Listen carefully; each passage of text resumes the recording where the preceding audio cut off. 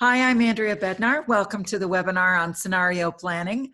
Just a little bit about me before we get started. I have been in performance consulting and coaching for more than 25 years now. I probably shouldn't say how long it's been. And for the first 20 of those years, I consulted with the Fortune 100. And I loved doing that. But what I discovered was, and what I realized was, that the backbone of the global workforce is small and mid-sized businesses. So in the past 5 years, I've changed my business, and who I work with almost exclusively is small to mid-sized businesses. And I understand that that is what those people who are on this webinar are. So thank you for the work that you're doing. I know things have been really hard for everyone right now. If you have any other questions, please feel free to connect with me. You'll see my email address and how to get a hold of me throughout the webinar. So the other thing I want to let you know before we get started is that there is a lot of information in this webinar, and it's a lot of how-to. You may find that you'd actually prefer to have a handout to work from. If you want that, you'll see my email address or my number to text me in this presentation. Just text me or email me handout and your email address so that I can get that to you. So just keep that in mind as you go through the slides, knowing that there is a handout to come if you would find it easier to do some of this work in printed form, which I think most of you probably will. All right, so a little bit about where we're headed today. Scenario planning is really a version of strategic planning. But right now, we're not going to talk so much about how do you do your best strategic planning. How do you ensure that you've thought through your strategy so that it matches your vision and matches your vision. But right now, we are really in unprecedented times. And so I want to give you something that will have immediate, could have immediate impact if you do the work for where you're going to go next, what actions you might take, what strategies you might employ, what practices you might take on in your business, and even what behaviors you might decide to take on. So I'm going to share my slide deck with you, and we're going to start scenario planning. Be sure you either have your computer in front of you or a tablet where you can take notes, or a paper so that you can write down what you're thinking about as we go through this. And as you listen to it, feel free to stop the video so that you can do some of the work before you go on to the next thing. All right, so I'll share my screen with you.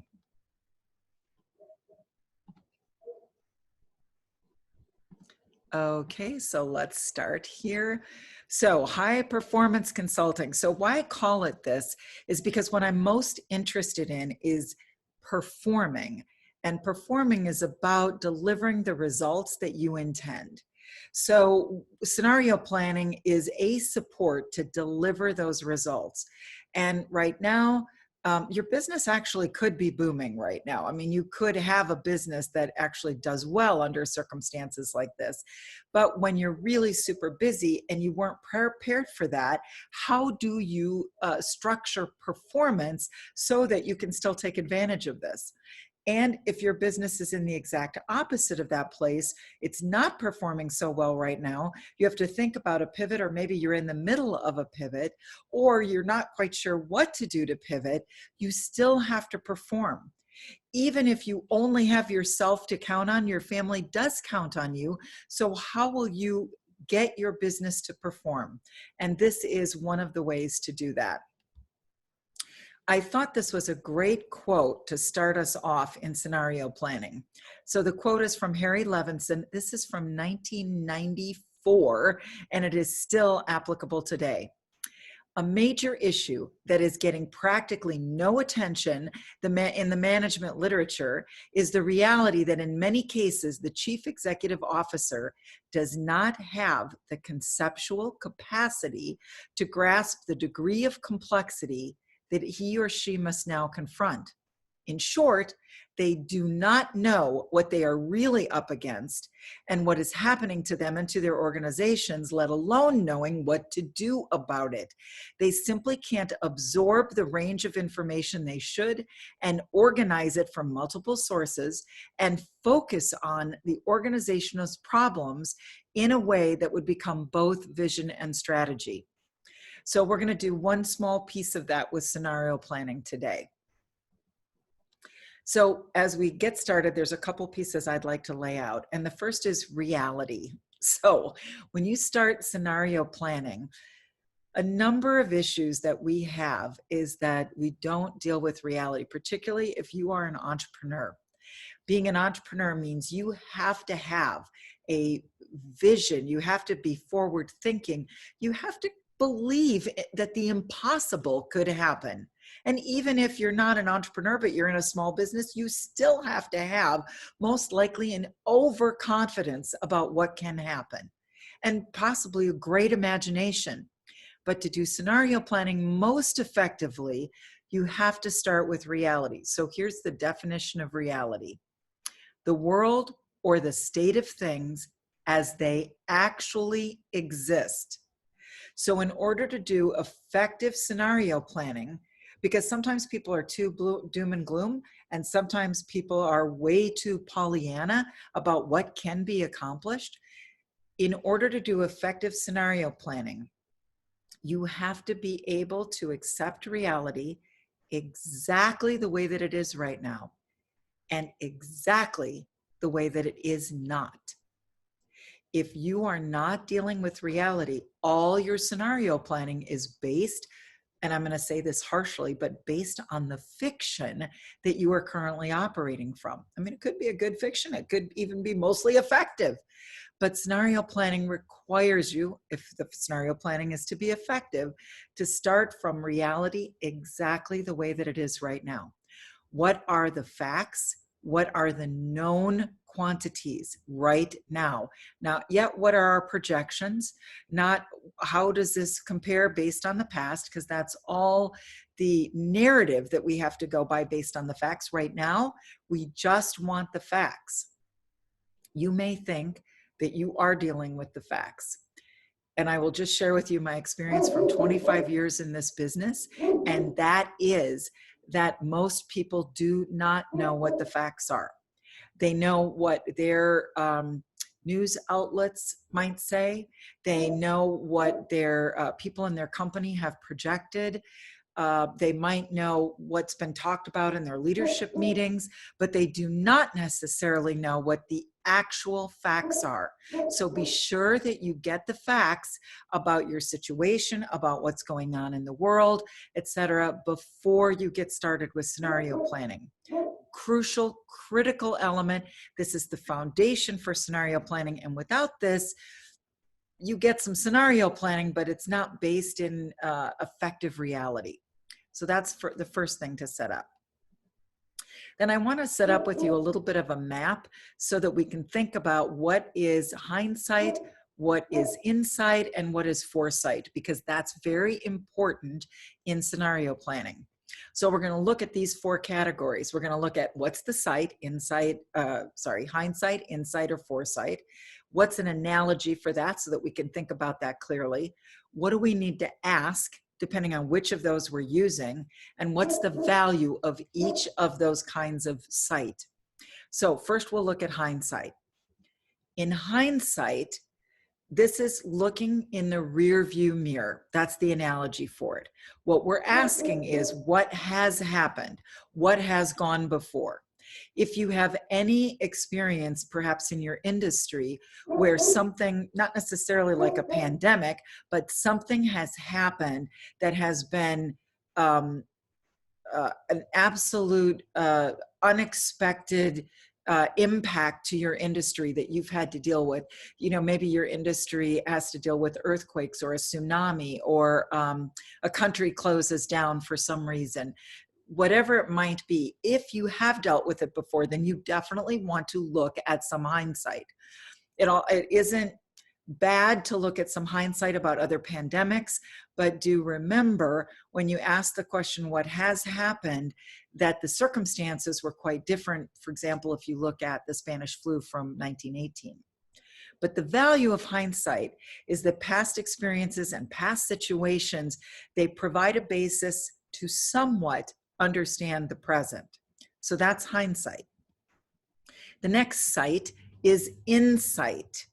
So insight, depending on how good you are, insight, if it's only right 50% of the time, That's not insight. That's probably luck. So insight is useful to the extent that your insight tends to guide you, that your gut tends to guide you more often in the right direction than in the wrong direction. And you could also say intuition there. But when we look at insight as a how you put things together, now we come up with a whole different way of thinking about it. So the analogy is, how does your windshield help you see out in front? And the question you're asking is, how does this thing relate to that thing? And what can I glean from that? Now, you could make that up in lots of different ways. You could ask everyone on your team, how does the pandemic relate to other times when our industry has had maybe a crushing blow or a dramatic change? And everyone on your leadership team may have a different explanation for how that relates. But that could be useful because you listen to every single person. What insight can you glean from all of their responses? And then that insight, being able to see what the relationship is between the current and potential future situations, or between the current situation and other situations, perhaps from the past, how do those things interrelate, and what might that tell us about what's about to come in the future? So that's insight. Then we have foresight. And scenario planning mostly falls into foresight.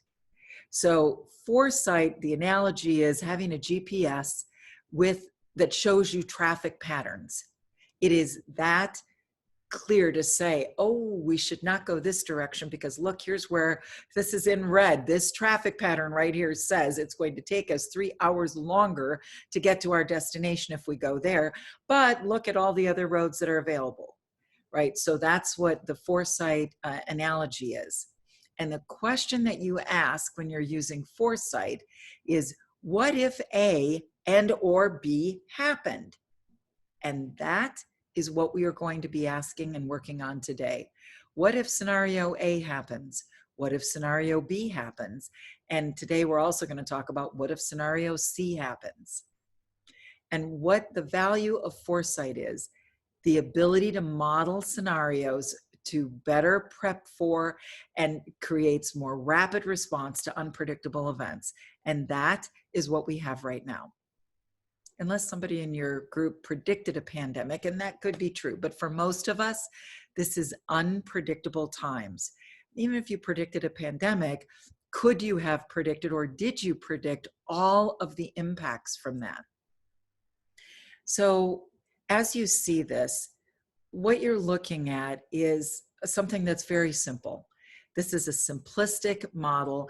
And by the way, this was designed by Rick Voren with Stegan Leadership, and I'm using it by his permission. And why I'm saying that it's a simple model is because I want to contrast that with the time frame that we are in right now is extraordinarily complex.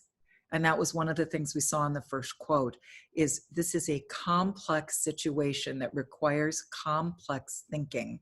This is not a situation where we can have binary thought. Well, because this happened, then we're going to do this. Perhaps for some of you you might be able to do that, but I don't recommend that. I truly recommend complex thinking for this, taking into account as many factors as you can think of, as your leadership team can think of. Perhaps you've got a board of advisors as they can think of, as your vendors can think of. Some of them you'll realize, okay, we're not going to take that complexity into account, but all the rest of this would be useful for us to take into account. So please consider that in your scenario planning. Don't take the simple route. It will not give you the best answers or the best pathways forward. So we're going to use a little foresight and go into some scenario planning. So as you start scenario planning, as I said in the beginning, you're going to start with the facts. So I'm going to talk a little bit later about what are some questions that you can ask. That's not going to be an exhaustive list.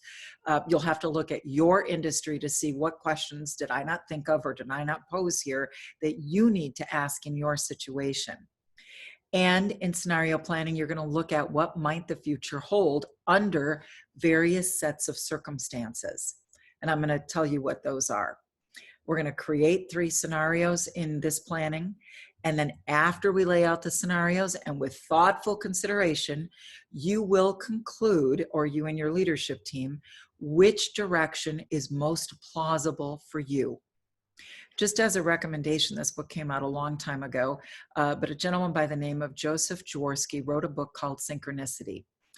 And it's not specifically about scenario planning, but he goes into scenario planning in quite a bit of detail there that he did with Shell Oil a long time ago. And some of you might actually find that useful as you do your own scenario planning. Because one of the things they had to do, that he was doing with his team for Shell Oil, was Shell would consider, after looking at all these plans, which one looked most plausible and probable given what the facts were today, and which one would they therefore make all their planning and resource allocations and investments going forward into based on which plan. So highly recommend that book if you would find that useful.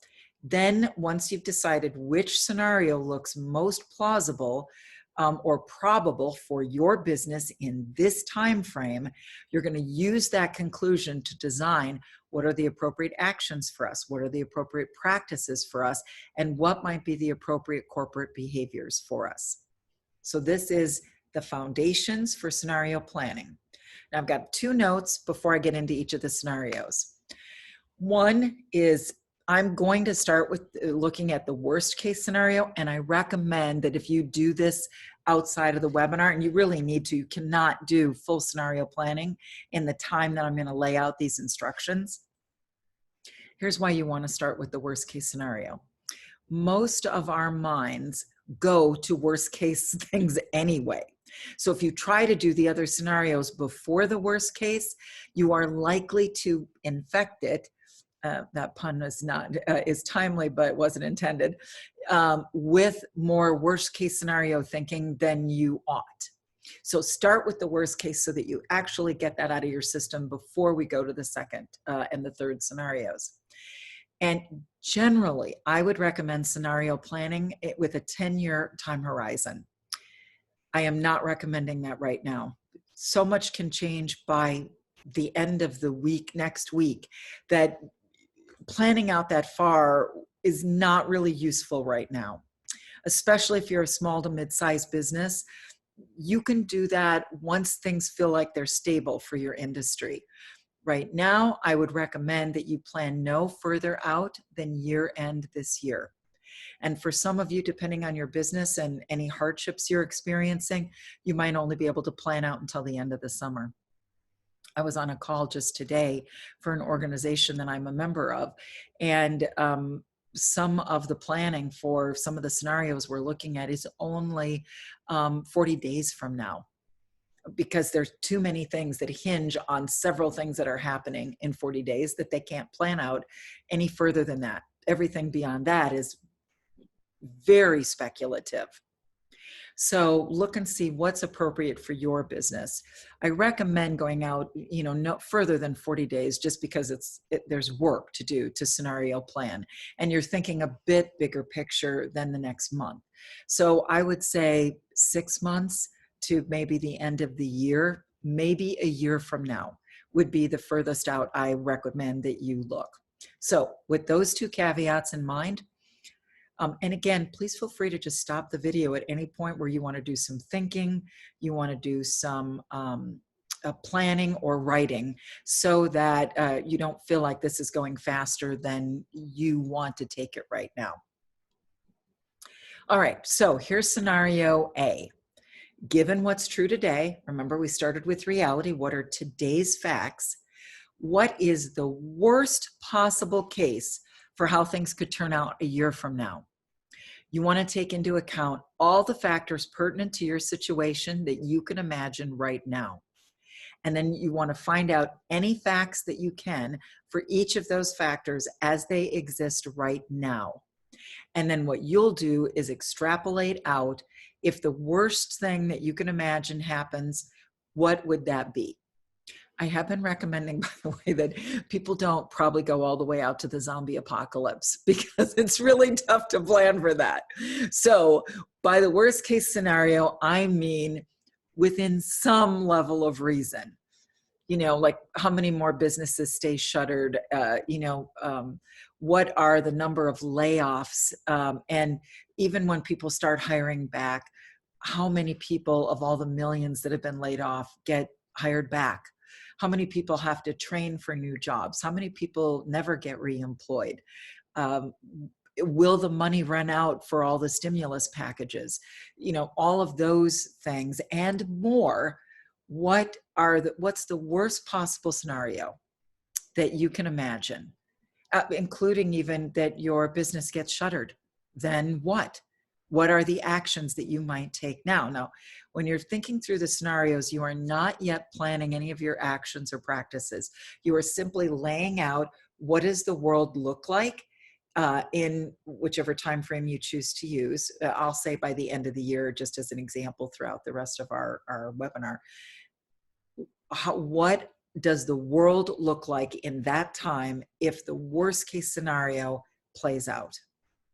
And once I lay out all three of the scenarios that we'll look at, then I'm going to lay out some questions to help you think through how to more deeply plan into each of these scenarios.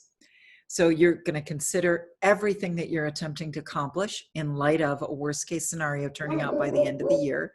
And you're going to consider how might your goals turn out if things get worse than they are today. Okay, so that's scenario A. Let's look at scenario B. In scenario B, starting again from what's true today, the facts that we currently know, if things continue much the same as they are today, meaning we kind of keep going day to day or week to week, not quite knowing if things are going to change, if we're going to have more lockdown, or if things ease up a little bit but they haven't quite, or if various states do it in various ways and you work across state lines, but if they continue much the same way that they are right now until year end, what are the predictable results and impacts in the next 6 months? This one is probably the easiest to see, only because we've already seen some impacts. So we can extrapolate from the impacts that we've already seen. If things basically remain the same, those impacts will continue pretty much as they have been and probably get slightly worse as we go. So scenario B is current reality stays basically the same, and in our case, that's still unpredictable. And those results that have already happened can be a guide for what will be happening between now and the end of the year. So consider everything that you are attempting to accomplish, and particularly like your goals by the end of this year. What happens to those? And then how might they turn out if things basically stay the same, unpredictable way that they are right now? Scenario B. All right, let's look at the third scenario. Scenario C. Given what's true today, again, starting with the facts and the things that we know today, if things improve and perhaps are even remarkable, what's the best possible case of how things could turn out by the end of the year? What might the world look like? What might it feel like? What might it sound like? What does your business look like? Etc. Now, again, that's starting with today's facts. This is not create your most aspirational future, because that doesn't necessarily take into account all the facts of today. So given what's true today, if things possibly turn out remarkably well by the end of the year, all things considered, what does that look like, feel like, sound like for your business? What outcomes could an environment like that produce inside your business by the end of the year? Consider everything you're attempting to accomplish, whether that's new investments, whether it is hiring, or if you were going to go into, maybe you were going to go into a more compact or smaller mode before. All of whatever you were thinking of before all of this hit, now things have happened that have changed that. Maybe, as I said before, maybe they've gotten better. Maybe you're hunkering down. Maybe you're somewhere in the middle. But now, given where things are right now, things take a turn for the better, maybe even remarkably better by the end of the year. So then, how does that turn out for your scenarios? So now we've got 3 scenarios. Let's look at some of the questions that I'd like you to consider when you plan out each scenario. By the way, don't pick just 2 of these to do. Do all 3 if you're going to do them. It will give you a very different look, and it will give you so much more information upon which to decide what are our actions, practices, and behaviors going to be going forward. So here are the questions. What is the impact of the virus on your business inside of each of those scenarios? What's the impact of the stimulus packages? We're on our second one coming up. What will they keep doing more? What's our appetite as a country for federal debt, for a personal, individual, or corporate debt? What are the local, regional, national, and global economy impacts? And what are the potential shifts there? So, you might look at, do you do business outside the country? Maybe you have a call center located in the Philippines where people actually cannot work from home because all of the computers are hardwired right through their desk and they aren't allowed to bring them home with them. Does that mean you have to establish a new call center here? What does it mean for manufacturing if you get any aspect of a product manufactured outside the United States? What does it mean if you rely on global labor force, people who come in, guest workers? How does that play out inside each of the impacts? So look at each level. It might be that your community, your local community, isn't very hard hit at all and things are pretty much as normal. But it could be that the regional community, your state or the area of your state that you live in, is extremely hard hit.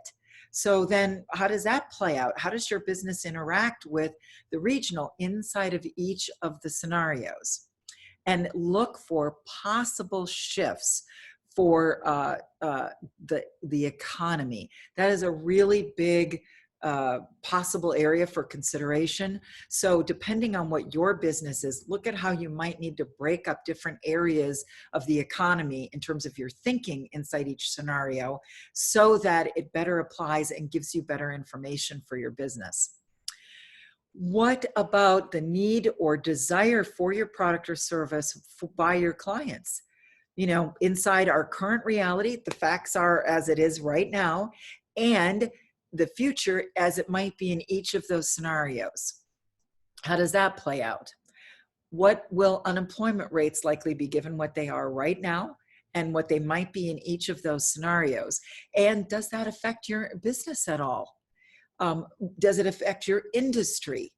How other industries might even interface with your industry, even though it might not impact your industry.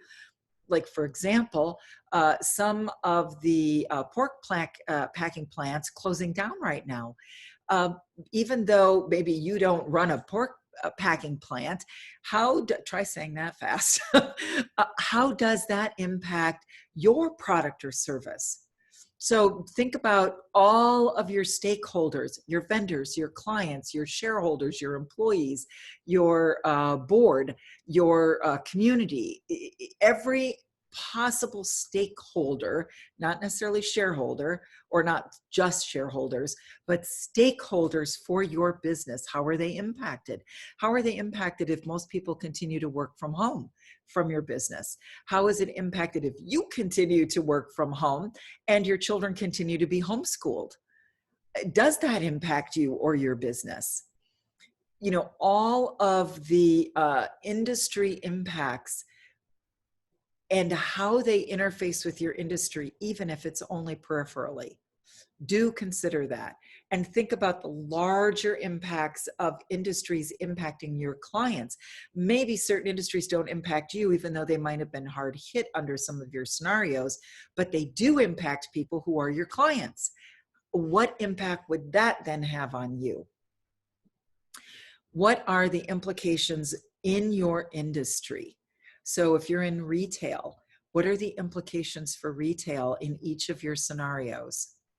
So is it possible that even more people will shop online in and under any of your scenarios?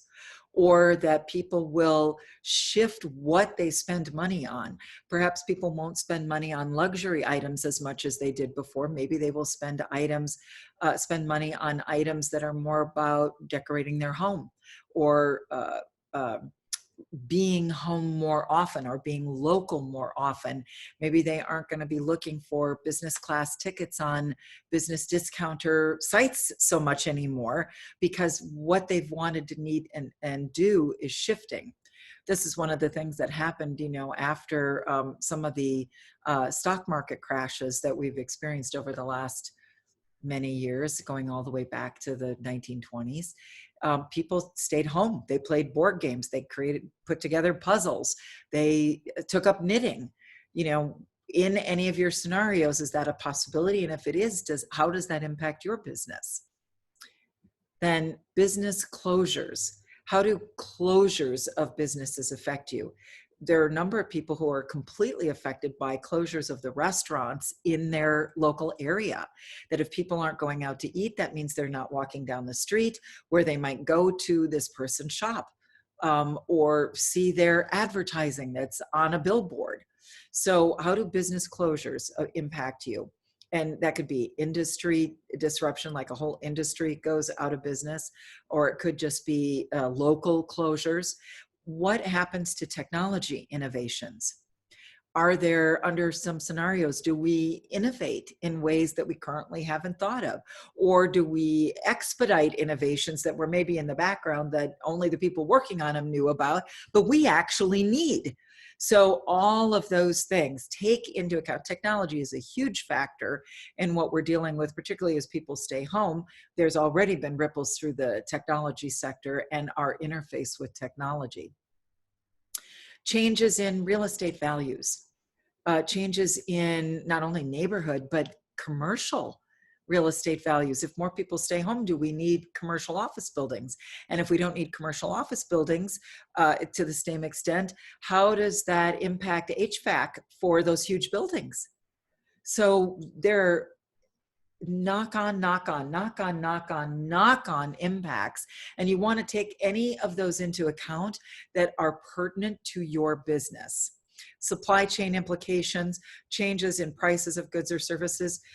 As I am recording this, the price of oil went below zero.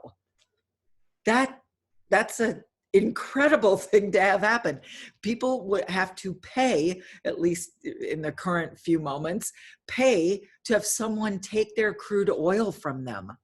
That is, our entire energy sector is mostly based in millions of barrels of oil per day. Does that impact your business?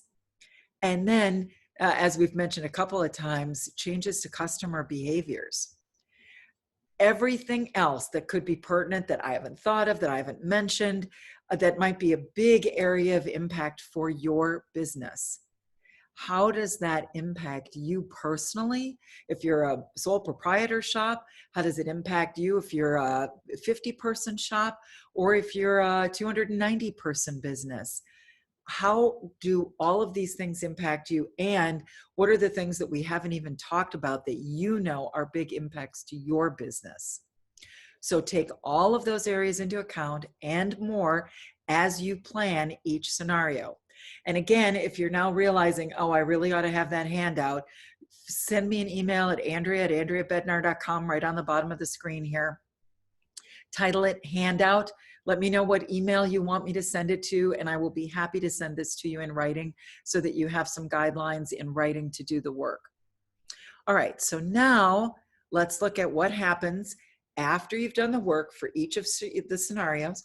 You've asked all of these questions, and you have done the work to answer these to the best of your ability inside of the context of each of the different scenarios. And you've put in anything else that we have not talked about yet in this webinar.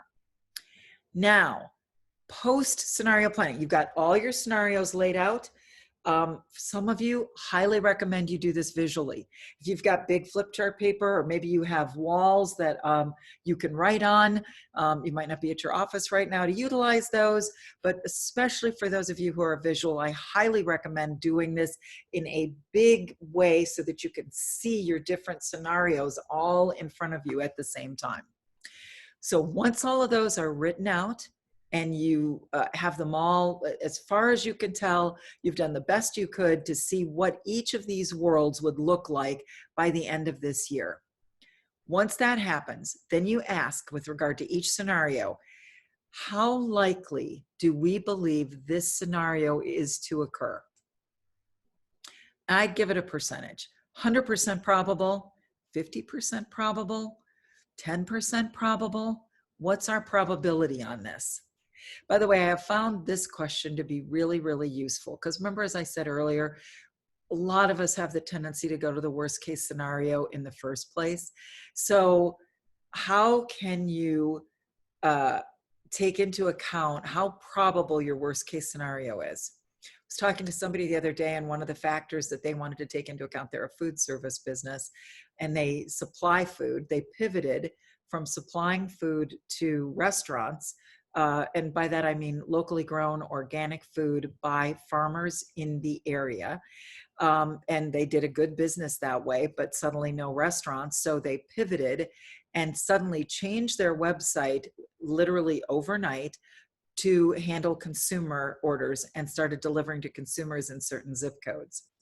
And I was talking with them about scenario planning, and we were looking at worst case scenario. And I said, how likely do you think this scenario is to occur? And one of the things they put in the scenario was potential rioting or civil unrest in the nearest downtown because people were hungry. And I asked them, how likely do you think that is to occur by the end of the year? Knowing that most of our supply chains are operating fairly effectively right now for food and food-related product delivery. She said 25%.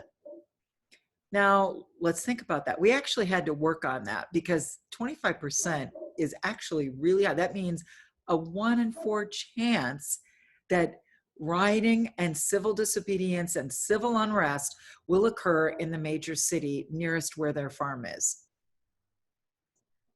Now, that tells you how much we are oriented toward the worst case scenario is the one likely to happen. But Americans, and wherever you might be, people are innovative. People, they always say that necessity is the mother of invention. When push comes to shove, people do get creative, flexible, and innovative. So the odds of that are probably not 25%. Maybe in your area they truly are, but that's why you really want to look at what is the probability. How real is my probability based on the facts that I've gathered and the extrapolations that I've had to do based on those facts. So then you look at each of the scenarios, and you look at how likely each scenario is to occur, and you'll look at, depending on how likely each is to occur, you would have, let's say one is only 10% likely. That doesn't mean that you just throw it out and take the other two, because 10% likely is still a possibility of happening. So you want to at least prepare a rough outline of what you might do if that 10% actually did become the 100% probability. So you still keep it there. You just look at which one you're most likely to invest your time and any resources you have in first. But with regard to each of them, you have to look at what assumptions have you made about your goals, your business's goals, that aren't currently identified as assumptions. So here's some examples. We don't necessarily take apart our goals to see what the embedded story and narrative is into the goals.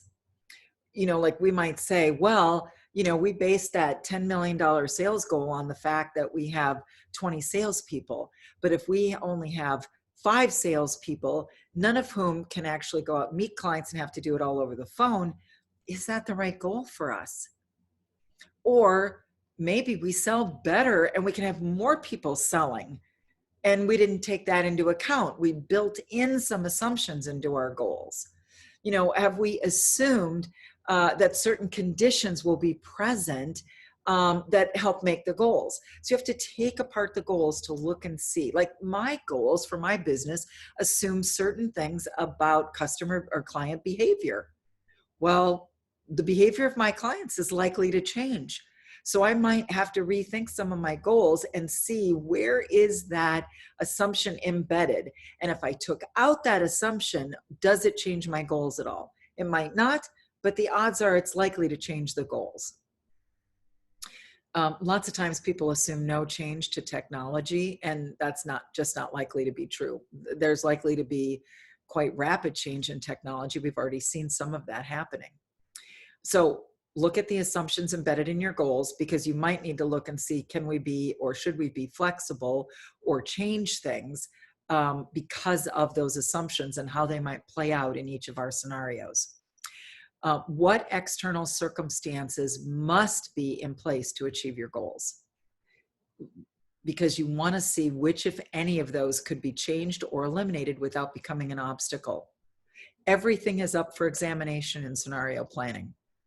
What are the internal conditions you need in place? Maybe you need a certain number of employees. You need the factory to operate a certain way. You need certain supplies to come from Myanmar because that's who, makes certain widgets that you use.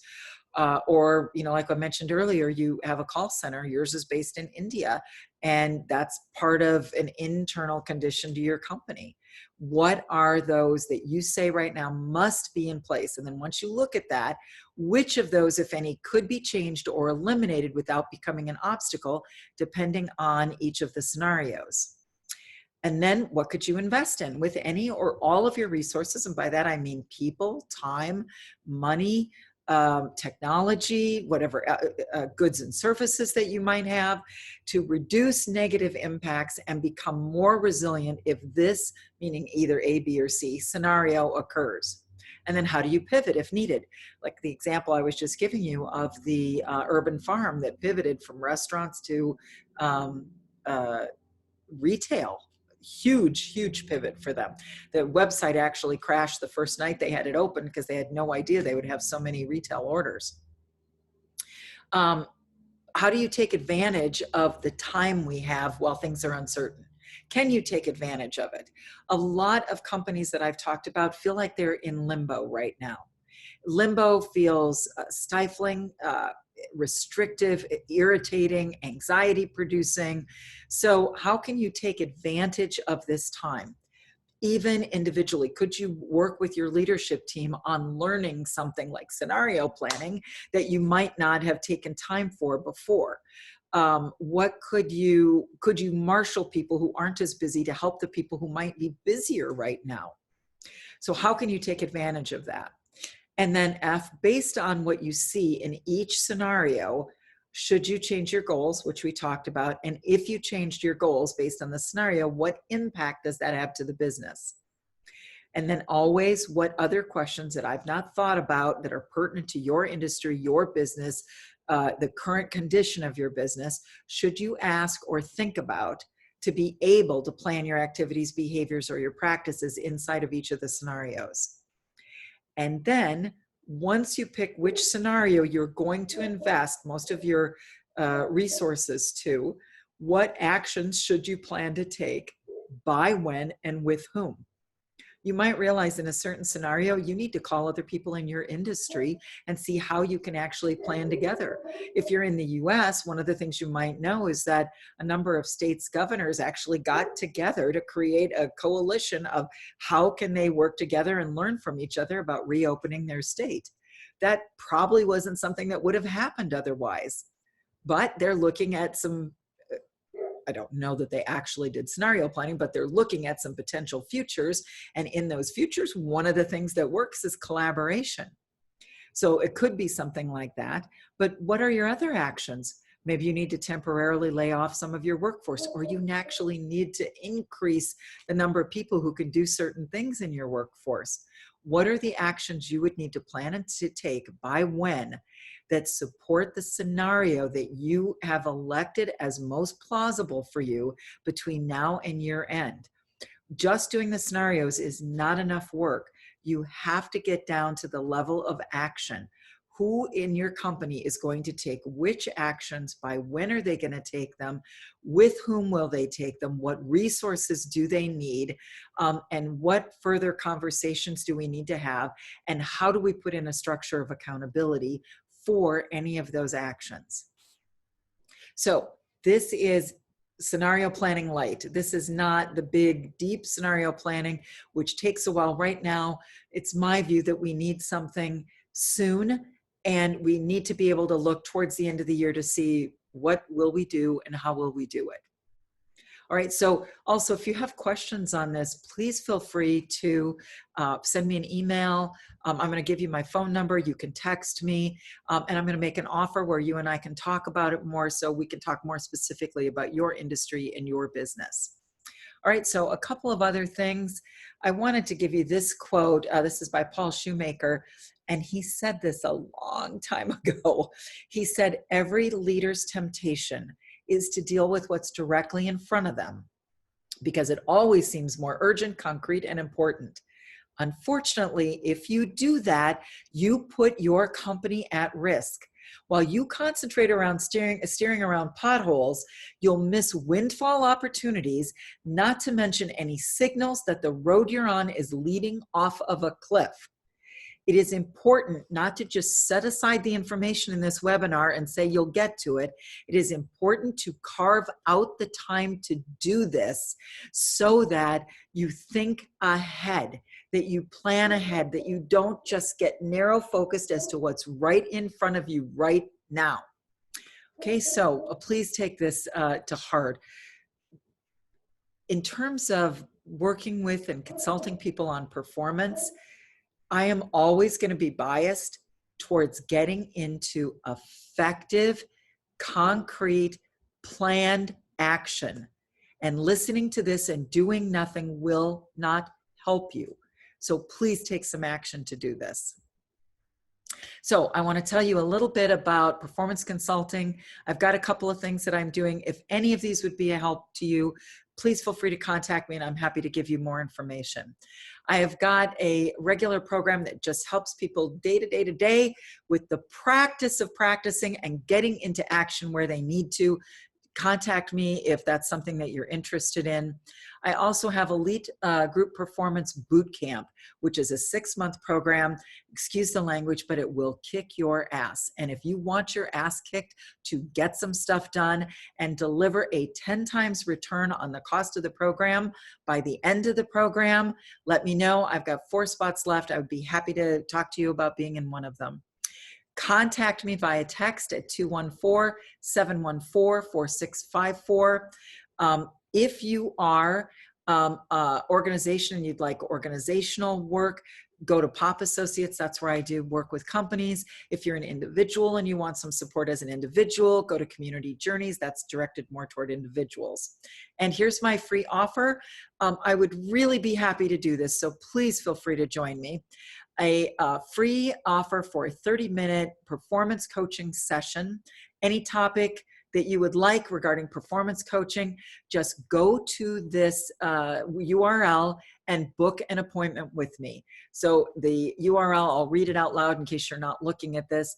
It's https://x.ai/calendar/Bednar/introductory meeting.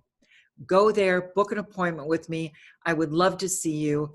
And truly, I want to end this by saying thank you for listening. If you're here, I have fully appreciated that you have spent your very valuable time generously listening to something. And I would love your feedback about whether or not what you listen to will be useful for you. And if it is, how I can help you with that. Have a great day. Do your scenario planning.